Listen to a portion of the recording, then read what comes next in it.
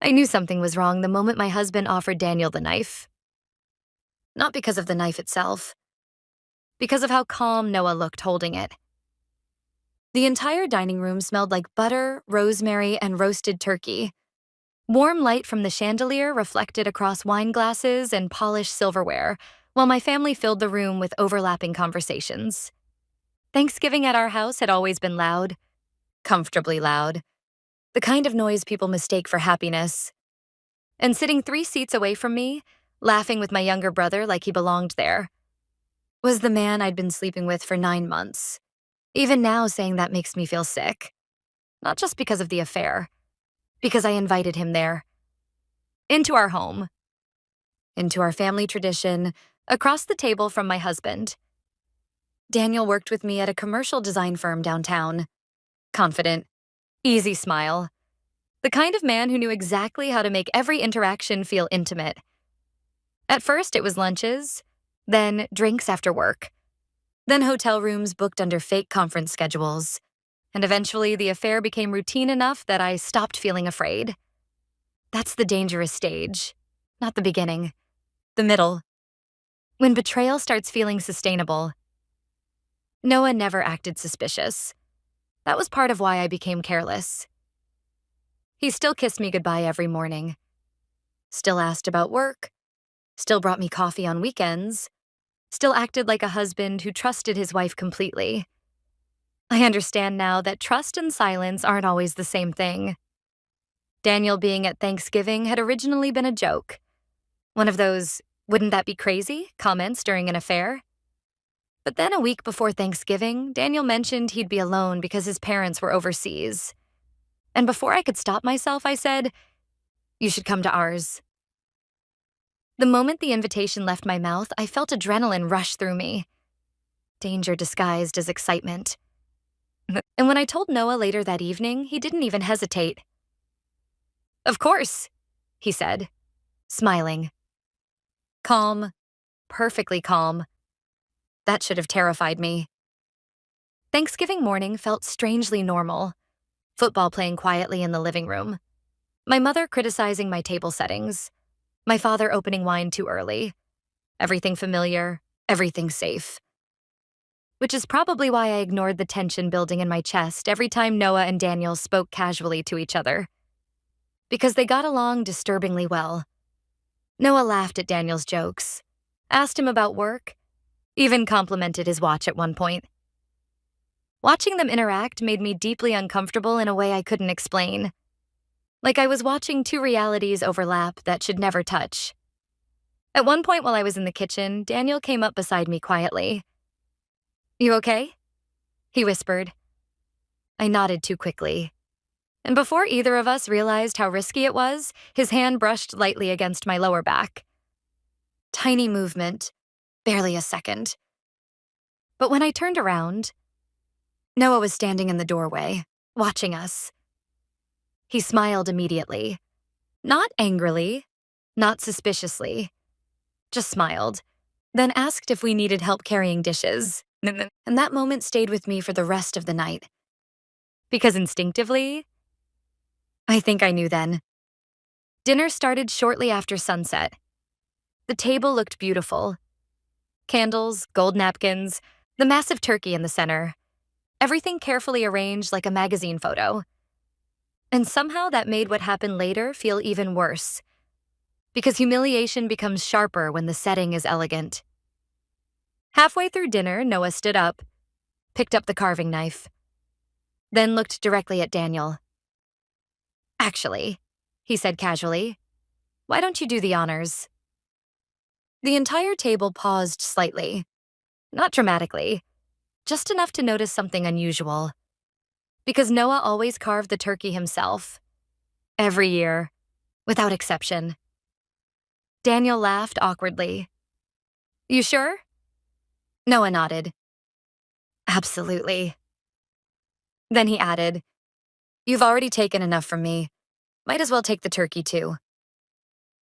Silence. Complete silence. The kind where the room itself feels frozen. I stopped breathing. Literally. My entire body locked in place while the sentence replayed in my head. Daniel slowly lowered the knife. My mother looked confused. My father frowned slightly, still trying to process what Noah actually meant.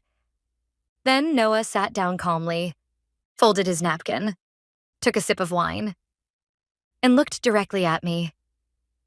"Go ahead," he said softly. "Tell them."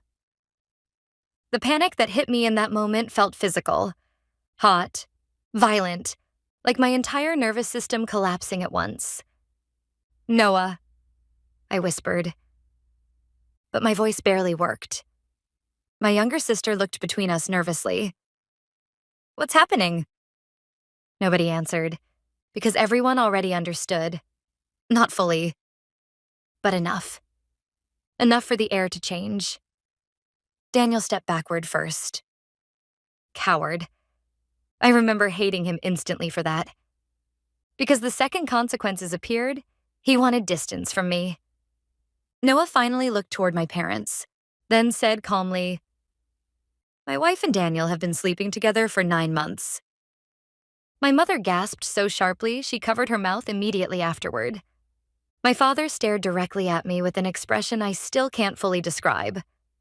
Not anger, disappointment, shock, grief. And Noah? Still calm. Always calm. That was the worst part. "When did you find out?" My father asked quietly. Noah smiled faintly. "Officially?" Then he looked at Daniel. "Chicago." My stomach dropped instantly. Chicago had been 5 months earlier, meaning he had known for 5 entire months. Suddenly, every strange moment from the past months rushed back into my head. The emotional distance, the politeness, the unnatural calmness. This dinner wasn't discovery. It was closure. "Why would you do this now?" I whispered through tears. Noah leaned back slightly in his chair, then said the sentence that completely broke me. "Because I got tired of watching another man enjoy my family while pretending he respected it." Nobody spoke after that. Not immediately. Because there was nothing left to say. The truth had settled over the table like smoke. Heavy. Impossible to ignore. Daniel finally muttered, "I should go." Noah nodded once. "Yeah," he said calmly. "You probably should have done that 9 months ago." Then Daniel left, just walked straight out the front door. No defense, no apology, nothing. And somehow that hurt worse than the exposure itself. Because in one horrible moment, I realized the fantasy I'd built around the affair only existed while things were easy. The second real consequences arrived. He abandoned me. I started crying harder, trying to explain, trying to apologize. But every word sounded pathetic before it even left my mouth.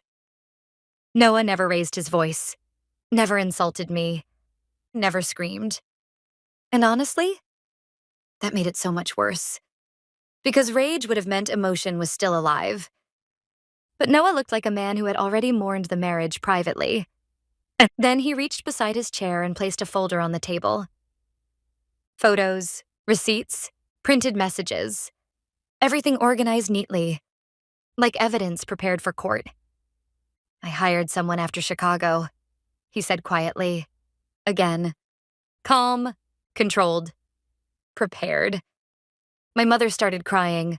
My sister left the table entirely. My father wouldn't even look at me anymore.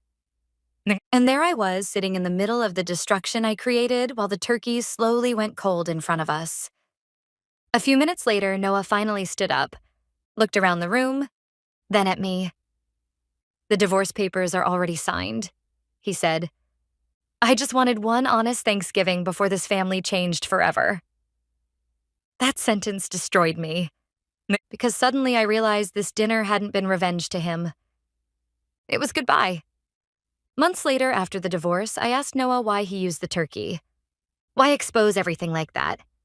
In front of family, during Thanksgiving. And his answer still stays with me. "Because carving the turkey is tradition," he said. Then he looked at me carefully. And I wanted everyone at the table to finally see what was really being divided. I still think about the silence after his first comment. That horrible frozen silence where everyone realized the dinner wasn't normal anymore. Where the room stopped being a family gathering and became the ending of a marriage. But the worst part? It wasn't my family staring at me. It wasn't Daniel leaving. It wasn't even the humiliation. It was realizing my husband had probably stopped loving me months earlier. And I was too distracted by excitement and secrecy to notice I'd already lost him long before Thanksgiving dinner ever started.